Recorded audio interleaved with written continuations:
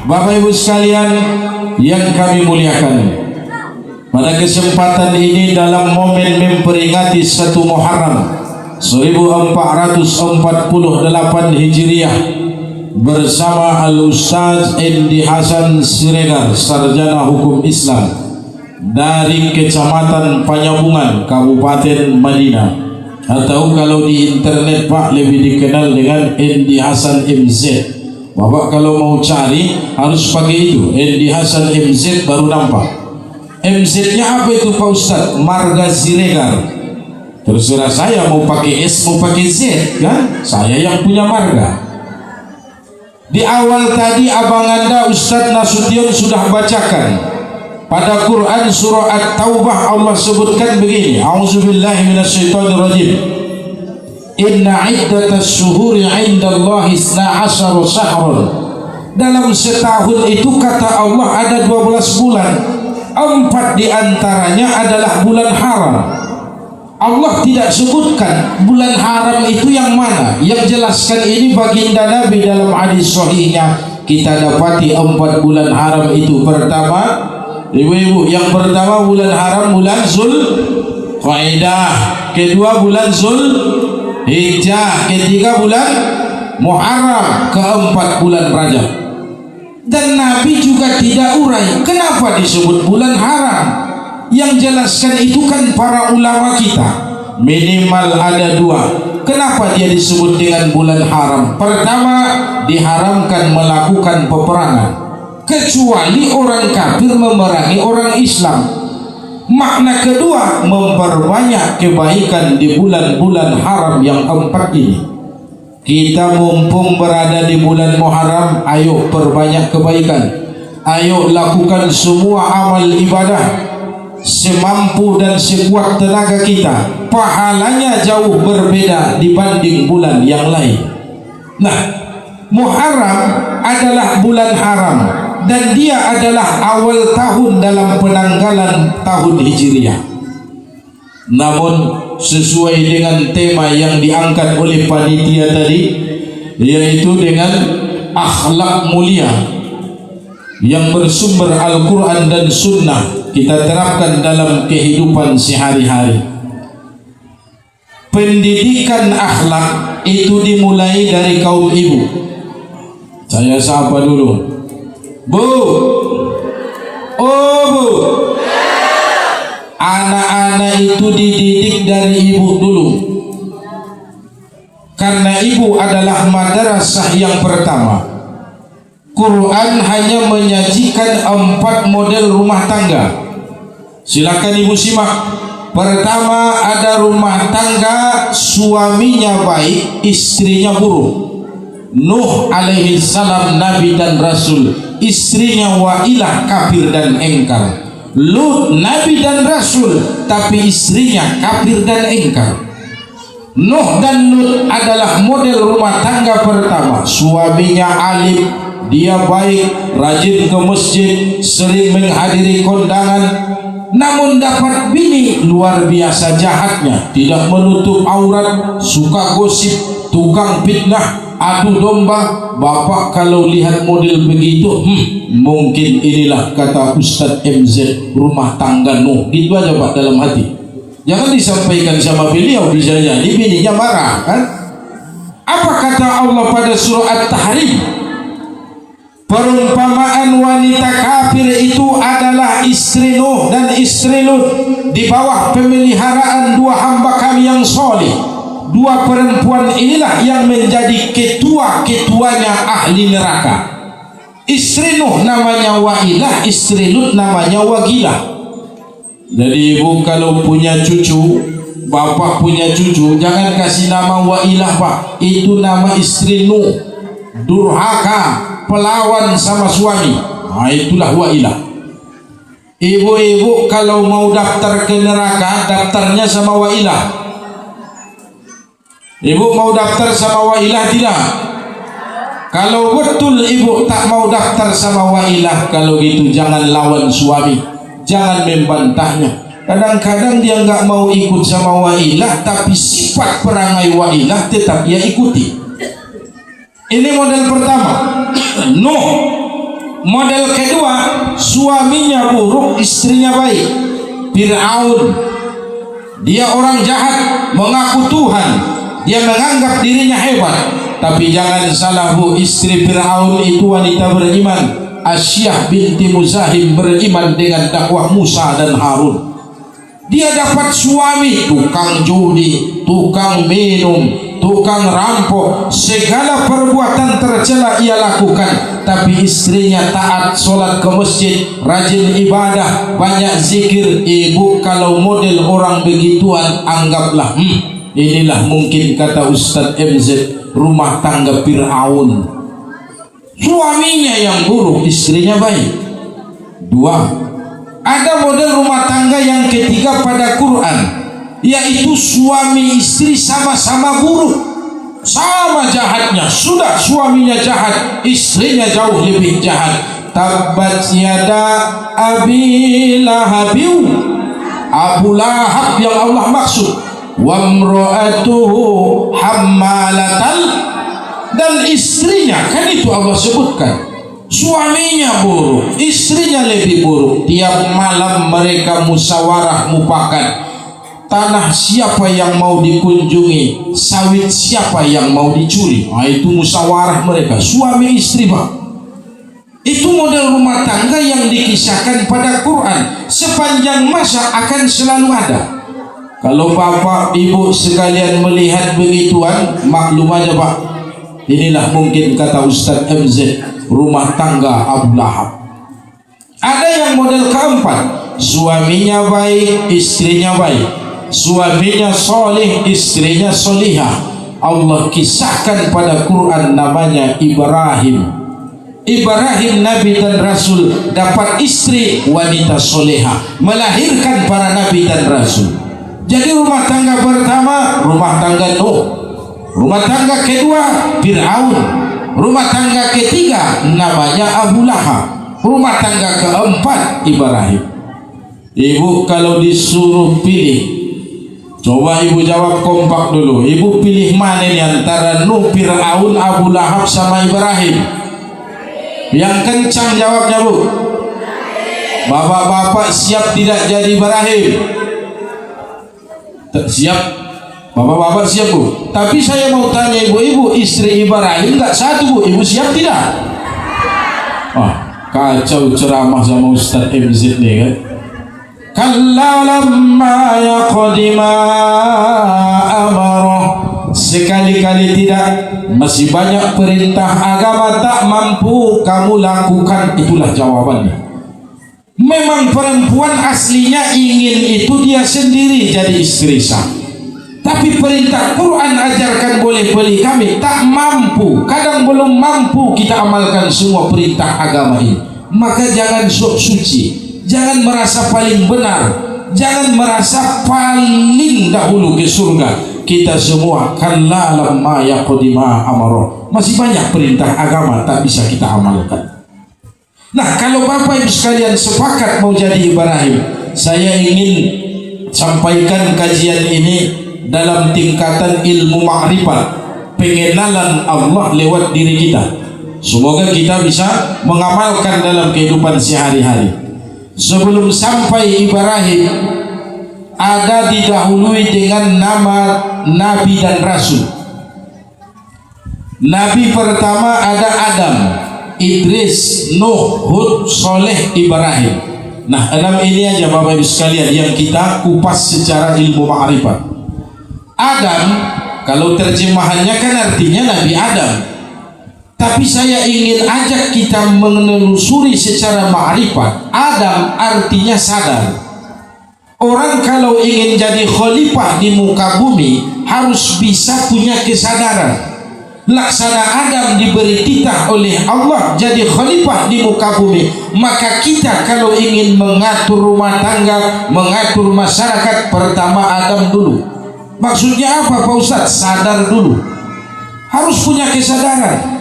Ibu di rumah nggak usah ibu ceramahi anak-anak kalau belum sadar, dia harus sadar dulu. punya kesadaran bahwa dia sudah tua, anak sadar bahwa dia punya orang tua, anak sadar bahwa dia punya tanggung jawab, baru bapak kasih pendidikan. Pendidikan dalam ilmu ma'rifat bahasa Arabnya idris. Jadi sadar dulu baru idris, Adam dulu baru idris. Idris kan artinya belajar. Madrasah bahasa Arab artinya sekolah. Pelajaran bahasa Arabnya durus, darosa, diambil dari kata idris. Guru bahasa Arabnya mudarris, diambil dari kata idris. Artinya yang berkaitan dengan belajar itu Nabi Idris. Yang kita terapkan dalam kehidupan sehari-hari. Adam dulu, sadar dulu. Pak, sadarlah Pak, umurmu sudah nggak muda lagi, ubanmu sudah banyak, gigi sudah banyak yang rontok. Kalau belum sadar menghadap Allah, maka sampai kapan kita menunggu? Kalau sudah datang kesadaran Bu, barulah cari majelis ilmu, datangi para ustadz, para tuan guru, belajarlah di majelis taklimnya. Itu idris. Setelah kita idris atau belajar, baru Nuh. Nuh artinya pembersihan. Dulu kan yang beriman Allah naikkan ke kapalnya Nuh, yang kafir ditenggelamkan. Maksudnya bapak kalau sudah sadar, bapak sudah belajar, bersihkan diri Pak. Banyak dosa maksiat di masa silam sudah kita lakukan. Mana yang perlu itu ambil, yang tidak butuhkan buang. Itulah proses Nuh. Ada satu kebiasaan ibu-ibu pulang belanja dari pasar.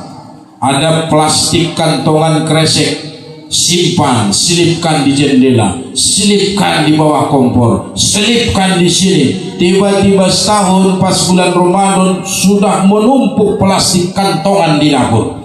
Itu kebiasaan ibu-ibu. Sama istri Pak Ustadz juga begitu Bu. Itu kebiasaan ibu-ibu. Tapi kan ibu ada masanya pembersihan Bu. Ibu rapikan plastik kantongan yang bagus kan ibu simpan. Yang nggak perlu, yang nggak dibutuhkan kan ibu buang, ibu bakar. Itu namanya proses Nuh, pembersihan diri Pak.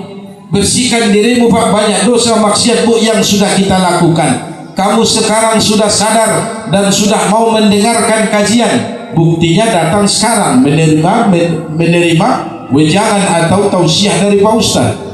Belajar. Setelah ini bersihkan diri masing-masing. Itu Nuh. Setelah Nuh kan ada Nabi Hud. Hud artinya penyaringan, saring. Udah dibersihkan, kemudian datang lagi kesalahan yang serupa, ibu harus saring. Ini positif atau negatif. Apalagi Pak di zaman entertain, orang sekarang lebih pandai mendesain bungkusan daripada isi. Nenek-nenek live di TikTok, dibuatnya efek umur 17 tahun. Anak-anak muda diselunukan banyak yang mulai menggombal. Hai cantik. Tiba-tiba nenek ini lupa aktifkan efeknya. Nampak kelihatan keriputnya kan? Baru tahu sendiri. Itu kadang-kadang manusia tertipu gara-gara bungkusan. Apalagi ibu-ibu yang sering megang handphone, berita berseliweran di internet. Tidak semua informasi itu positif, banyak yang negatif. Jadi jangan kita terima semua. Nah itu disebut dengan hud, saring Pak. Jangan langsung terima, harus disaring dulu. Kadang-kadang angka perceraian itu muncul di setiap daerah disebabkan handphone. Teknologi ini Pak bisa membawa positif, bisa juga merusak urusan rumah tangga. Si bapak berangkat dari rumah dari pagi, dia mau mengurus surat, mau temui mantan kepala desa. Dia mau temui mantan kepala desa Sinunukan 2. Hari sudah sore, baterai handphone si bapak lobet, udah merah, udah muncul pemberitahuan baterai lobet. Cuma karena belum kelar ini urusan, belum pulang. Hari maghrib istrinya, bininya nelpon. Assalamualaikum. Waalaikumsalam. Mas lagi di mana Mas? Ini mau ke rumah mantan. Titit. Handphone bapak ini mati. Si ibu di rumah nggak tenang, mau sholat maghrib kacau pikirannya. Dia ambil itu kayu dari halaman rumah, dia ambil pelepas sawit yang berduri itu kan. Asal pulang kau nanti ku banting, ku pukul kau pakai pelepas sawit ini. Ibu ini sudah gondong, udah emosi di rumah, sholatnya nggak tenang. Tiba-tiba si bapak pulang, ia klarifikasi, ia jelaskan kalau dia mau ke rumah mantan kepala desa. Cuma kalimat itu belum sempurna, handphonenya mati, kan gara-gara HP. Bagus HP-nya mati duluan, nggak bisa ditelepon si bini, nggak kacau urusan. Maka banyak perceraian di abad modern disebabkan teknologi. Maka Bapak Ibu sekalian harus hud, saring. Setelah hud kan ada solih. Solih artinya pertahanan. Kita sering mendengar innal ladzina amanu wa amilus sholihat. Kalau terjemahannya kan orang beriman dan beramal solih, hanya begitu. Tapi secara ilmu makrifat harus kita ingat, solih artinya pertahanan. Udah Bapak sadar, lalu Idris cari guru, cari ustadz, belajar ilmu agama. Lalu Bapak Ibu sekalian bersihkan diri, sudah masuk pada fase Nuh. Setelah itu kita saring yang datang, tidak semua itu baik, ada yang negatif. Lalu kita pertahankan diri kita, itulah soleh. Maka orang-orang inilah yang baru masuk dalam tahap yang keenam, disebut dengan Ibrahim. Ibrahim tua bukan bahasa Arab. Kenapa? Karena Ibrahim orang Irak. Dia lahir di Irak, diusir oleh kaumnya, merantau ke Palestina, dapat bini namanya Sarah. Kemudian lahir Ishak. Lalu Allah perintahkan dia menikah kembali dengan seorang perempuan namanya Hajar, lahir Ismail, ia titipkan di gurun pasir. Kemudian kita sebut dengan Makkah, kan sejak saat itu baru ada orang di Makkah. Maka jangan katakan Ibrahim itu orang Arab, dia orang Irak, merantau ke Palestina dan ia titipkan anak dan istrinya di Makkah. Orang di sekitar berdatangan, jadilah padat penduduk kota Makkah itu. Jadi arti Ibrahim itu apa Pak Ustaz? Ibrahim artinya pengembangan, kembangkan. Jadi kalau ibu tadi sudah setuju mau meneladani rumah tangga Ibrahim, ibu harus ingat Ibrahim itu pengembangan, bukan lagi pertahanan. Pertahanan itu baru amal solih, kita sebut dengan Nabi Solih. Harus Ibrahim alaihi salam dikisahkan dalam riwayat yang populer, punya dua anak, namanya Ishak, diberi gelar dengan gulamin alim oleh Allah pada Quran, fabasyarnahu bi gulamin alim. Lalu Ismail Allah beri gelar dengan gulamin halim. Jadi perbedaannya antara ain dan ha. Kalau Ishak gulamin alim, anak yang cerdas dan pintar. Gulamin halim, anak yang penyantun, yang punya akhlak, tata krama. Tapi Bapak Ibu sekalian, untuk sampai ke sana seperti yang diamanatkan oleh Bapak Kepala Desa Sinunukan 2 tadi, kita harus mencetak generasi. Maka tugas kita pertama Pak, tahapan itu Adam dulu, Idris, baru Nuh, Hud, Soleh, baru kita Ibrahim. Akhirnya anak kita akan menjadi anak yang pintar, gulamin alim seperti Ishak, anak yang penyantun, punya akhlak, tata krama, budi pekerti yang baik. Itulah Ismail atau gulamin halim bahasa Qur'annya. Jadi nggak bisa dengan semudah membalikkan telapak tangan, ada tahapan menuju ke sana. Nah, apa yang harus kita lakukan untuk mencetak generasi yang cerdas dan juga berakhlak, gulamin alim dan gulamin halim? Pertama kita harus menjadi Ibrahim dulu. Bapak Ibu sekalian, saya tidak ingin singgung secara jauh kajian tentang Nabi dan Rasul, karena mungkin sudah sering dibuka oleh para ulama tuan guru kita pada kajian Maulid Nabi. Pada Quran Pak, hanya 2 suri teladan atau yang boleh kita teladani, hanya ada 2. Pertama Ibrahim, kedua Nabi Muhammad. Kalau yang populerkan Nabi Muhammad, Al-Ahzab ayat 21. Namun ada juga surah Ibrahim yang menyebutkan Ibrahim itu adalah suri teladan buat kita. Ibu-ibu kalau solat tidak sebut nama dua orang ini, solatmu tidak sah. Tidak sah. Bu, oh bu, dalam tahiyat kan ibu baca at-tahiyatul mubarakatus salawatut thayyibatu lillah, assalamu alayka ayyuhan nabiyyu wa rahmatullahi. Itu bu kirim salam buat Rasulullah. Nggak usah ibu capek-capek jauh ke sana kemari. Kalau cuma untuk kirim salam buat Rasulullah, lakukan solat pak. Dalam tahiyatmu kirim salam itu, assalamu alayka, keselamatan atasmu wahai penghulu para nabi. Lalu assalamu alayna wa ala ibadillahis. Doa ini Bapak Ibu sekalian hanya dibacakan pada dua tempat. Pertama di kala solat waktu tahiyat, yang kedua di tempat-tempat yang tidak dihuni oleh manusia. Bapak Ibu sekalian berangkat dari rumah, rumah dikunci, rumah kosong, nanti pulang jangan ucapkan assalamualaikum pak. Sunnahnya ucapkan assalamu alayna wa ala ibadillahi sholihin.